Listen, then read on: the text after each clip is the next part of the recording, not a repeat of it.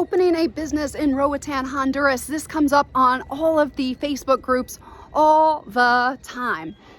Now, well, it's just one of the questions. So I'm not going to talk about how you're going to run a successful business. I'm going to talk about the 10 biggest mistakes I see living on this island for the past 15 years. I've made every single one of these mistakes. I've had businesses not do so great, and I've also had businesses do pretty well. So let's talk about the 10 things I see people screw up the most and how to avoid them. Right. First and foremost, common mistake number 1, not knowing Roatan, Honduras. Thinking that wherever you're coming from, you know better. You know better than everyone that is on this island already, and you do not take the time to understand Roatan. We are a little island.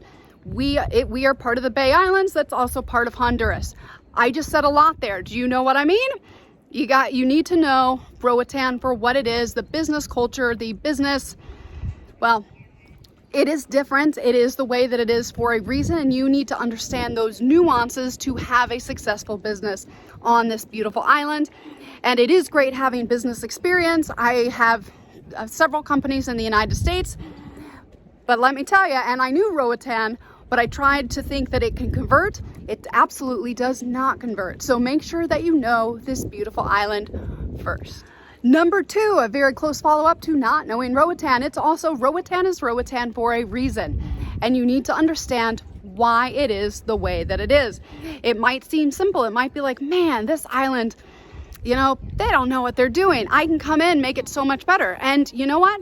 We do love businesses. We thrive on being entrepreneurs down here. Small businesses is what, well, makes so many dreams come true in Roatan, to not be too cliche, but, well, this isn't a bad view. So it's not understanding Roatan and exactly what it is, and it is the way it is for a reason, and you need to find out all of those nuanced reasons. Number 3, we've kind of already touched on it too, but these are all very distinct and important topics.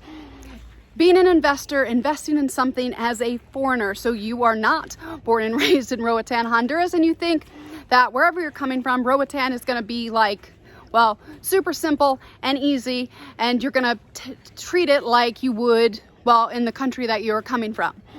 Roatan is Roatan, and until you understand all of those nuances, it's going to slam you in the face. Number 4, our tax system, our cultures, and barriers to entry. Once again, Roatan is Roatan. I'm like a broken record, but do you understand the taxes, the tax implications, the tax laws?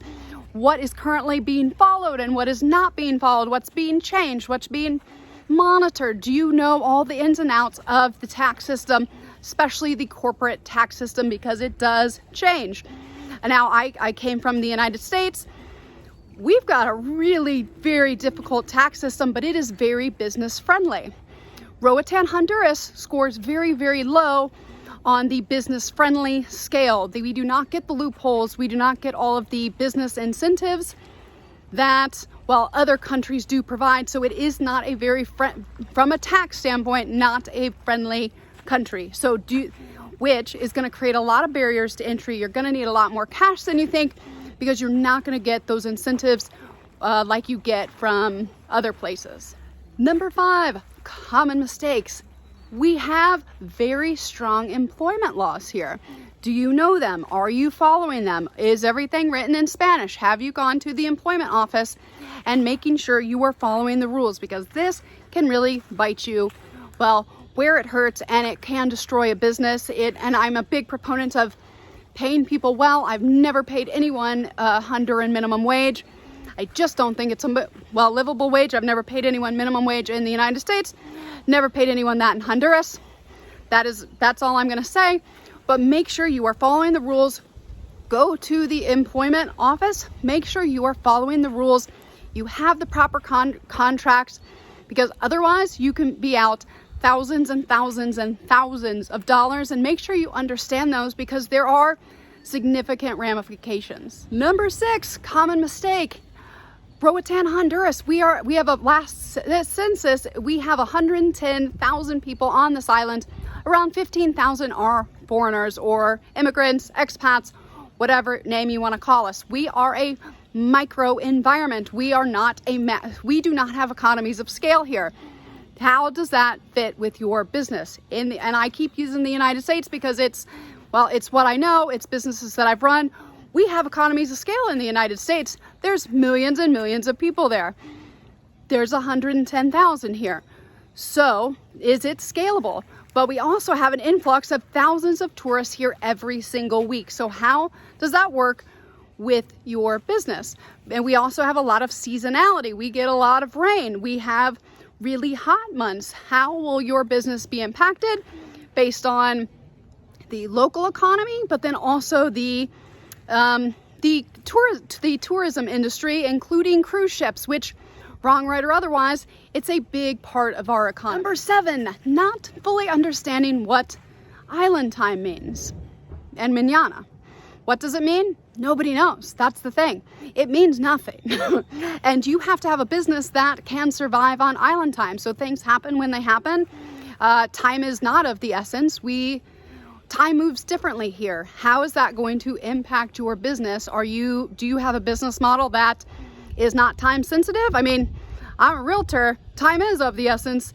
So we have to work a little bit differently down here it's part of our contracts. It's part of our rules.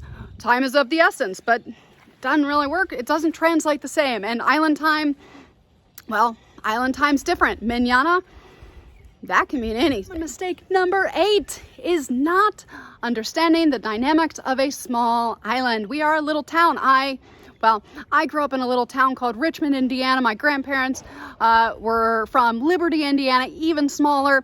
Similar populations as Roatan, Honduras, and perceptions matter. Your reputation matters.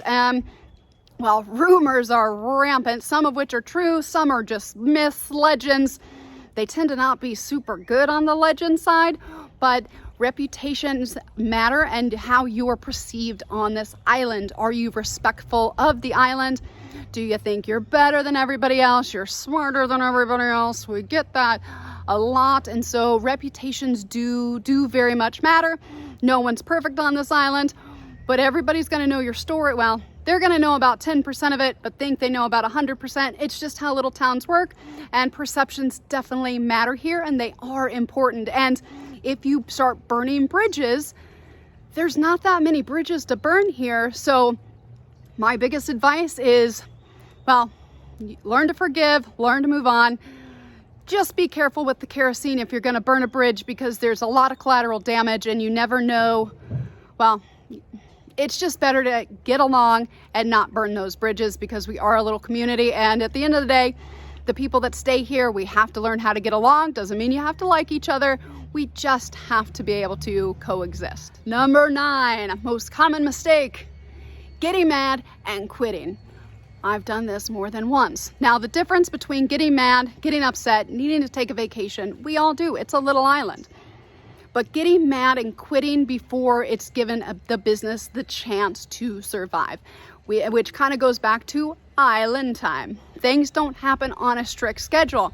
If you're an investor in the US, you can be like 18 months, 24 months, 36 months. You can have all of these plans and they can be perfectly laid out, which is very important. But then we also have the island time mañana concept. And I see so many businesses that could do well, but they're not given enough time to thrive. And I would say my rule of thumb, give it at least 3 years, which also comes with a lot of financial implications. You've got to be able to float and figure out how to make it work for 3 years. Things do not happen quickly here. The local economy, like all of us, we want to support each other, but I'd say you need at least 3 years to figure out if a business is viable or not, which is much easier said than done. But I see so many people give up too quickly, and running a business, it is hard. And number 10, kind of easy segue.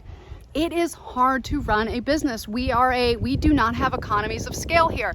We cannot burn bridges. We got to learn to deal with what we have here. So you are going to have to work harder. The amount of effort, the time, it's going to take longer. It's going to take more effort.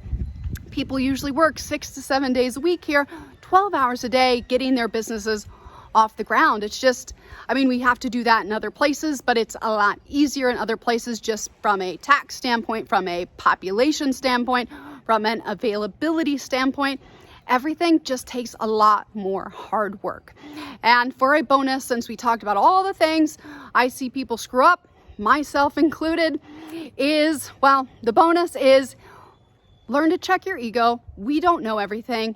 And it's just, that's a common theme coming down here being like, oh, I know so much because I was privileged enough to be born somewhere, which takes no skill. Coming down to the island, thinking that you know better than everybody else. It's not going to help do anything. You are going to get smacked down. Roatan will Roatan you. It will hurt. My biggest advice is dust yourself off, take a break. I've taken 4 big breaks from Roatan in the 15 years that I've been here. I've gotten mad. I've done all of these things, which is why, well, I've screwed them up, which is why I can talk about them. And then we are going to do another video on the 10 best things that I've learned how to do over the last 15 years. It's not as smooth as it's going to sound in the video. I still screw it up every day, and Manana still gets me. But I still think Roatan can be a wonderful place. Been here 15 years. I love it. So grateful to have my family here. It's just, we have like a 3-year churn on foreigners coming in. It seems like they're here for a little while. They try to make it work. They get mad. They quit. They leave without really giving places a chance or jump in too quickly. Like dating, you know, moving straight to the island. That's like getting married real fast. It's a recipe for disaster. So thank you so much for tuning in. My door is always open. Oh, there we go. My last official bonus feature. Single points of failure in Roatan Honduras are a very, very bad idea, which means you depend on one person to do some type of task you need for your business. Very, very bad. You want multiple points of you're going to have multiple points of failure, but you don't want to ever have it depend on a single system or a single person. You want to have multiple backups. It's going to make your life so much better.